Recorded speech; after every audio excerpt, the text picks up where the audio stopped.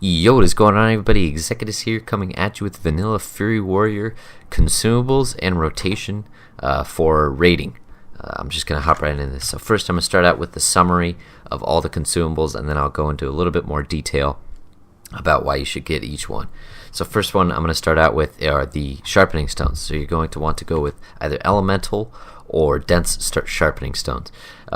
So if you're Alliance, you're going to want to put Elemental Sharpening Stones on your main hand, and generally, especially if you're raiding and you have all these consumables, you will be crit capped, so there's no need to put one of these on each weapon. You should only put it on your main hand. If you're Horde and you have Wind Fury, then don't put any sort of Sharpening Stones, poisons on your main hand, because you won't benefit from Wind Fury. So go ahead and put Elemental Sharpening Stone on your offhand if you're Horde. Now, if you can't afford Elemental Sharpening Stones, because they are pretty expensive, I recommend Dense Sharpening Stones or Dense Weight Stones. It's the same thing. You can also put this on your offhand. It just adds 8 more damage to your weapon. Just a little consumables. The Dense Sharpening Stones are very cheap, so they're easy to obtain. Next, I'm going to go on to Rage Potions. Now, you're going to want to have some sort of Rage Potion. Mighty Rage Pot, Great Rage Potion, just even a Rage Potion, because during Execute phase, you're going to want that extra Rage to just dump Executes into the boss. Excuse me. Next, I'm going to go on to Elixir of Mongoose.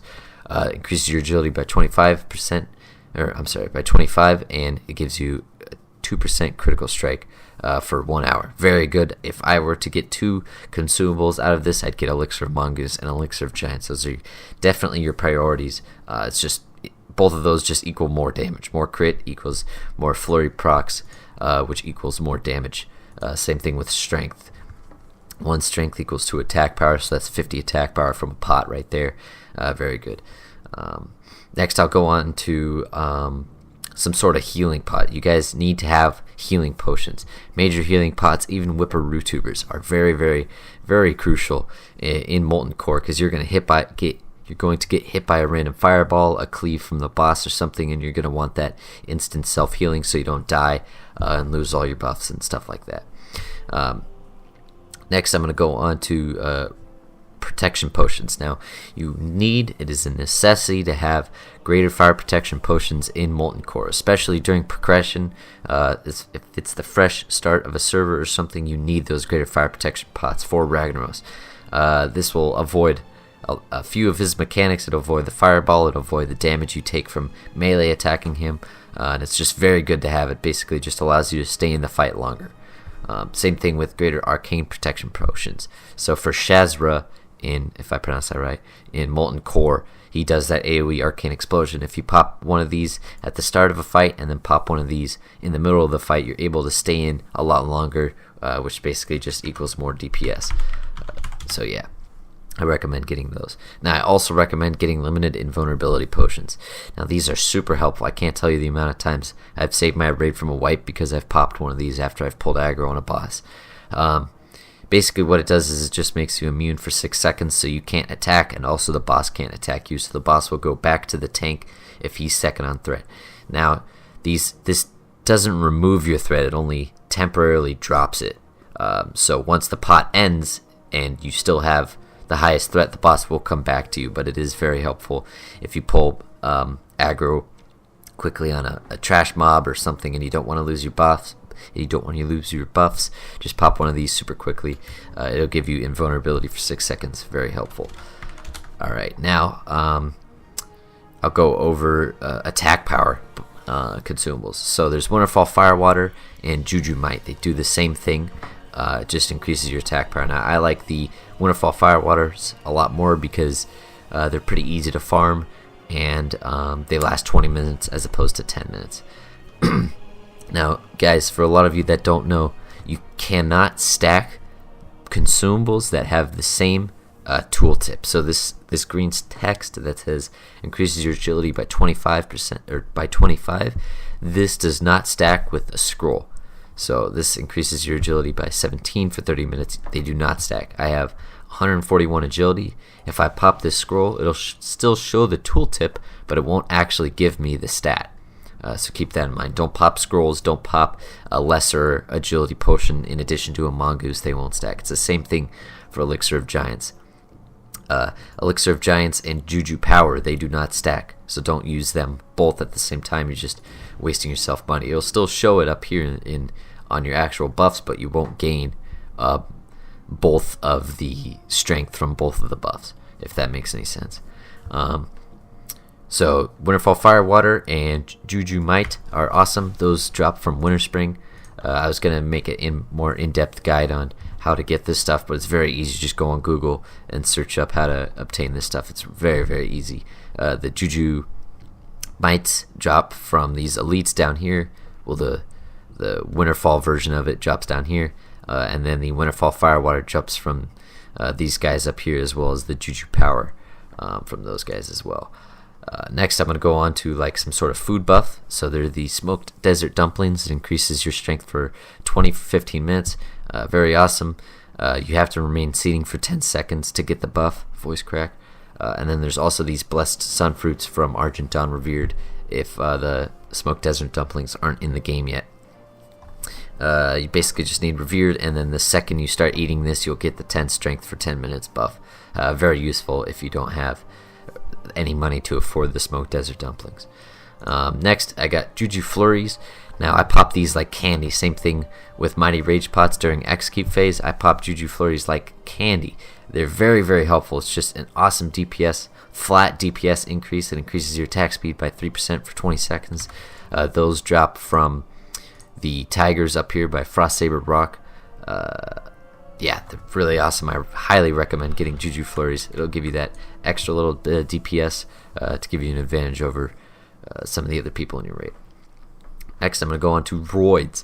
Now, I said earlier that stuff with the same tooltip does not stack, but there is an exception. There's this one item called R.O.I.D.s, has the same exact tooltip, but it does stack. It will give you that extra strength, and it lasts for an hour. You can only carry one of these in the bag, and I think it's a quest line in Blasted Lands. Yeah, just another consumable you can use to do more DPS. Now, also, if you guys have engineering, I highly recommend you bring at least 10 Goblin Sapper Charges. So many bosses in Molten Core have ads, and so if you Goblin Sapper Charge in the middle of a fight, or right at the start, or right at the end of a fight, it'll just increase your DPS that much more. They do a butt ton of damage, and I mean a lot of damage, especially in Molten Core. There's a few bosses with like 4 or 5 ads. Sulfuron has like 5 ads. If you pop a Goblin Sapper Charge, you'll do 2k DPS in the opener, and then drop down. But yeah, it's very, very good. So yeah, I'll just so summary: you need Rage Pots, you need some sort of Sharpening Stone, you need Mongoose, you need Agility, you need Strength, you need Healing, you need some sort of Protection Pot. You also need some sort of I would recommend Limited Vulnerability. They're not necessarily necessity, but they are very helpful. You need some sort of food consumable, Smoked Desert Dumplings, Blessed Sunfruit, and then you need some sort of attack power. So Juju Might or Winterfall Firewater, anything along those lines. And then if you wanted to go that extra mile, Juju Flurry, R.O.I.D.s, free action pots, and then even Gordok, Green Gog, stuff like that will just give you more buffs, which allows you to stay in the fight longer, which makes you do more damage, and it's very, very helpful. Yeah, and then I'll explain. So we also have Noggin Froggers here. Now the reason why Noggin Froggers are so good is because on Gar he will do an offensive dispel about every 20 seconds. So if you don't have, or if you have like Fortitude or Blessing of Might or something, he will remove that. But if you pop your Noggin Froggers, he can also has a chance to randomly remove that as well. So I recommend popping 3 Noggin Froggers before a fight, so you can get the slow fall, the skeleton thing, and then the small version of it. So yeah, now I'm going to move on to rotation. I'm not going to go too in depth about how to get all these. Pretty much you just buy them off the auction house. Everything here you can buy off the auction house if you have the gold for it. Alright, so here we are right before a boss fight. You're just going to start popping your consumables. You can pop your consumables during the trash, but I'd recommend saving it for at least the first boss, so then you don't have to pop multiple consumables later. So we're going to pop an Elixir of Mongoose. We're also going to pop an Elixir of Giants. Now, depending on how long the fight is, or depending on if you have it or not, you're going to pop a Winterfall Firewater or a Juju Might. And then depending on which boss fight it is, if it's Ragnaros or Gehannes or Gar or anything, then that's where Noggin Froggers, Greater Fire Protection Pots, Free Action Pots. Free Action Pots are really good against Gehannes because he does that AoE stun and you can avoid it by Free Action Potting. Then you're also going to want to use your food consumable, whether it's a Smoked Desert Dumpling, a Blessed Sunfruit, or something like that. And then you're also going to want to bind your Rage Pot to some sort of keybind. You're going to be using a lot of these, especially Molten Core, BWL, AQ40. You're going to be using Rage Pots and Juju Flurries like candy. So I recommend that you guys keybind your consumables as well as limited invuns. Just keybind your limited invulnerability pots. It's super helpful. Alright, so now we're pretty much fully buffed. You got your weight stones on as well. And we're about to pull the fight. Now, if you have Edge Masters, this is where you would switch to Edge Masters for boss fights only, not for trash. And yeah, so we're pretty much ready to pull. We're going to try and open up with the charge. Now, a lot of boss fights, you're going to wait for the tank to get a little bit of aggro, but if you can get a charge off, that's awesome. You're going to charge in and immediately Battle Shout. Then you're going to immediately switch to Berserker Stance, and then start your rotation from here, which is you're going to pop Blood Rage, then you're going to Bloodthirst once you have enough Rage, maybe pop a Juju Flurry if you wanted to, Blood Rage, or I'm sorry, Whirlwind, then wait for enough Rage to have Bloodthirst come up again, then you're just going to wait. Okay, Bloodthirst. Now also notice one thing is that first thing it did is went to behind the target. Now, pretty sure bosses can't do this, but for any mob besides a boss, they cannot dodge if you're behind the target. So you always want to go behind a target before you start attacking. Yeah, so you've got your Battle Shout up. Now we're just waiting for Rage. And then you just pretty much Bloodthirst, you Whirlwind off of cooldown. So Bloodthirst, Whirlwind, you prioritize Bloodthirst over pretty much everything. Bloodthirst scales off attack power. So the more attack power, it basically is your hardest hitting ability besides your auto attack. So now the boss fight is starting to get a little bit lower. Let's say he's starting to get around 30%. Now this is where you're going to want to pop Death Wish. You're going to want to time Death Wish to where it lasts 30 seconds. You're going to want to time it to where if there's 1 second left on Death Wish, the boss is dead, if that makes sense. So you want to time it perfectly with the boss death. You don't want to pop it just solo-y or just singly during execute phase. You don't really want to pop it at the start of a fight because no fight besides like Patchwork is really longer than 3 minutes. You want to try and save it for execute phase, and you want to get the most out of it. So you want to get the full 20 or the full 30 seconds of use out of it. And out of those 30 seconds, you want to try and have all 30 seconds be used for execute. So the boss is starting to get low. I'm going to go ahead and pop Death Wish. Once he gets into execute, I'm going to spend my rage once he gets into execute range, I'm going to spend my rage on an execute, and then I'm going to Mighty Rage Pot. And then just spam execute. This is all you're going to want to do, spam execute. Now same thing with Recklessness. Recklessness lasts 15 seconds.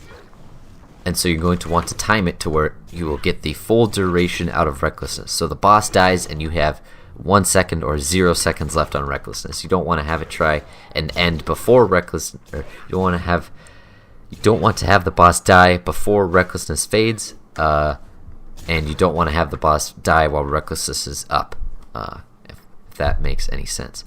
Now, if you have 2,000 attack power, which you will eventually get, during execute phase you're going to want to Bloodthirst. Bloodthirst does above 2,000 attack power, does more damage, or does on the same level as execute. So you're going to want to throw in Bloodthirsts in if you have 2,000 attack power.